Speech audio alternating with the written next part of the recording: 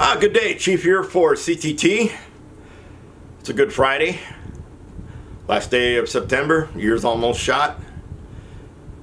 So, picked up my car last week, had to drive down to Fort Huachuca, Arizona to pick up my children, and then we drove to city of San Antonio, Texas, so I could report to Medina at the Lackland Air Force Base. Well, in order to get my kids into school, I had to have a street address. So we spent like our first weekend going to these subdivisions, and first one we looked at, small. Next one we looked at, medium. Next one we looked at, super large. It was so super large that the current furniture I had could have fit in the master bedroom and still had space. And that's including what my kids have. So all my furniture could fit in one room in this large. Some days I regret not getting that large, but we came back to the medium because they had 3 houses that were completed. And as soon as my daughter looked through the window to see that this one had a fireplace, we were sold. So started the process. I think it took like about 3 or 4 days. They said, yep, you qualify, but we're still working on it. I said, well, can I use this as a street address? And they're like, sure. So I went down, got my kids registered, and of course I had to drive them back and forth to school. So I was still taking some leave because I was trying to get things done. And plus we were living in a motel. And then we had to move on base for 10 days, but we stayed 11, and I got in trouble because the Air Force has a rule that you can only spend 10 days on base lodging. And I told them when they moved me from the motel to on base, because they had a vacancy for 10 days, I said, I really don't want to come here. Well, you got to come here. We have an opening. I said, I'm going to be here for about another 14. Well, you can only spend 10. So I cheated. We didn't move out on the 10th day. Got a nasty gram, like I said, so we got to spend the 11th night, and then we moved out. Went back to the motel, and then it was about a week later we finally closed on the house and moved into the house. So before that, after the house was rolling along, I'm like, well, I'm tired of wasting leave. So I figured, well, let's go talk to the SPs, the special police. I believe they are called the equivalent of the military police in the Army. Because my travels on Lackland Air Force Base thus far, I have not seen any facility that looks like it's behind a barbed wire fence, which it should be.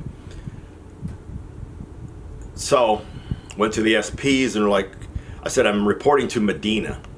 Where? Medina. It's on Lackland Air Force. I don't know what you're talking about, sir. The only thing we know about is further up the road is, I think it's called ASA. Been a long time. I never went there again. So I drive out the gate, sir, go down the road. They got their own gate. So go out the gate, drive down the road, go to that gate. Parking is horrendous. Finally park, walk all the way up there. Get inside, and it's nice, but I only see Air Force personnel. I don't see any mix. Because where I'm going, it's supposed to be mixed population. All the armed forces are supposed to be there. Go up to the desk. Guy says, oh, I know what you're talking about, sir. You got to get back on the main Lackland, and then you got to go over the bridge that separates the 2 sides of Lackland, and just keep going down that road. You'll bump into it. And that's all he said. So I know exactly which road he was talking about going over the highway. So I got on that road, and then the further you go down that road towards the gate that leads out of Lackland is nothing but AIT or MIT, Military Initial Training, I think that's what they call it in the Air Force. So there's all these barracks for their MITers. So I'm getting frustrated because I see another gate. So I drive down to the gate, maybe these guys can help me out, and there just happened to be an Air Force captain there that runs the SPs, and he was just visiting to do an inspection. And I said, sir, I need to report to Medina. He says, oh, I know what you're talking about. He says, Chief, you're on the right road. Just go out this gate that you're already headed out.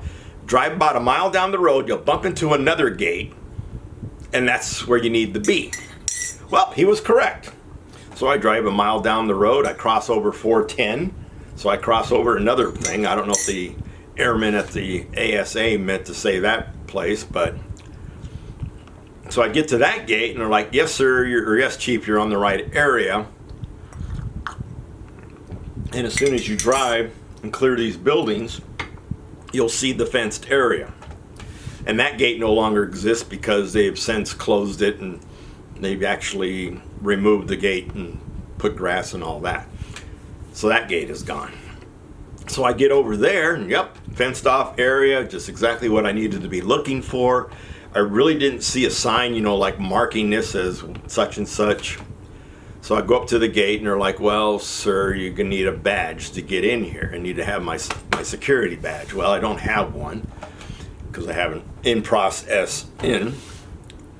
So they're like, well, who are you reporting to? And I told them, the battalion, the Army battalion. They're like, okay, we'll call over there. So they send a sergeant over to me. And this is already late in the day. And I'm in civilian attire. Turns out to be a mistake for this one captain. And so sergeant comes over, picks me up, takes me back to the orderly room, the S1 orderly room, the personnel. And captain's like, yes, chief, what can we do for you? And I says, well, I'm reporting in, sir, and I would like to sign off leave today. I'm tired of eating up leave for no reason at all. So he signs me off of leave, and as soon as he does that, he says, chief, you should be in military attire. Well, let's see, I don't have a clearance, so I can't work. I don't have a badge, so I can't even get in here to work, even if they wanted me to work. Yeah, whatever, sir. But he says, next week, here's your appointment slip. You'll be going, we'll send your name over. You'll be over at Fort Sam for a week for in-processing. Where's Fort Sam? Well, it's on the other side of town. Oh, and I think this is before Google Maps. Plus, I do not have my computer because it's in my household goods. So I'm like, okay. And I didn't have a laptop at that time, so I had a street map. They gave me a street map, so I looked. And somebody mentioned going through a particular gate, but of course those gates aren't highlighted on a street map. So I checked my route out because I think I got a report like no later than 7:30. I had a building number, but of course most street maps that are civilian just show the area where a base is with no streets there most of the time, and especially not building numbers. So I go to this next week, I go to this one gate, and this guy, real friendly, he says, chief, he says, you're on the wrong side of post. I go, what? He says, you need to go all the way down to the southern end of post. He says, just stay on this road, it's going to curve a couple times, but you'll realize it's the main drag. And he says, you'll hit this street, you'll hit the PX. Once you see the PX, you're in the general area, but you're still further south of the PX and all that. And I never went through that gate ever again. I don't even remember which gate it was, but I had to drive through just barren territory for a while before I got into warehouses and buildings, but I now know that they have built further north, so some of that area is now occupied by other things. So I just make it in time to report for my week of in-processing. And I'm in-processing with two young female lieutenants. And the very first day, we're sitting there filling out paperwork, blah, blah, blah, blah, and Captain so-and-so and Captain so-and-so, and I'm like looking around, we don't have any captains here, but both the females stand up and go, and then they come back from their thing. And I said, do they not know your ranks, ma'ams? And they're like, oh no, we're captains, we just haven't pinned it on yet. I said, well, how does that work? And, well, we're lieutenants while we go to college, or through our doctor school, so to speak. And then when we get accepted into the military, we become captains. I'm like, no lieutenant doctors whatsoever. I thought they would be junior for a while, but no. So we had a good week. Got all our stuff, turned in all our paperwork, got new ID card if you needed one. I think they were working on my clearance during that time. And so by the time I got done with that, I had an appointment to get my clearance and my badge. So I went and reported, of course, had to get escorted in. They took me over to the appropriate place. Of course, you got to read the books, maybe watch a movie. Every place you go to get your clearance, it's just a new routine. got to read. Oh, Chief, you got to read these because you're going to be partial to this. Now, this is where I get upset with Snowden. I believe Snowden was a spy because I signed the same paperwork he did, and generally you don't get access to certain intelligence unless it's related to your job.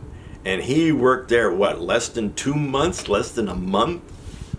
So I'm thinking Snowden was a spy because he knew what he was looking for and probably got some other stuff so people wouldn't realize what he was originally looking for. That's what I'm thinking. And besides, he just became a Russian citizen. Why it took so long, I have no idea.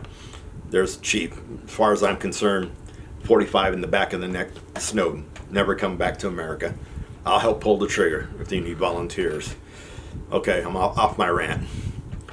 So I finally get my clearance.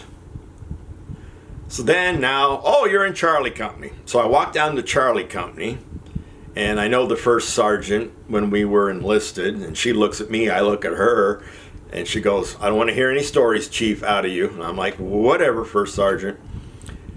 And because I had stories on her from BNOC. As far as that goes, this is my story. So just before I can fill out the paperwork, someone runs down. Oh no, Chief, you're going to Bravo Company.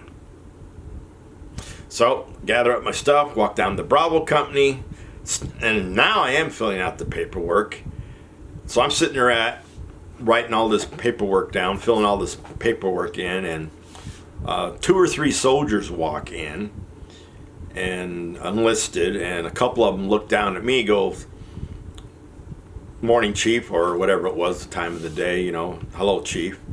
And the sergeant amongst them looks at me, I look at her.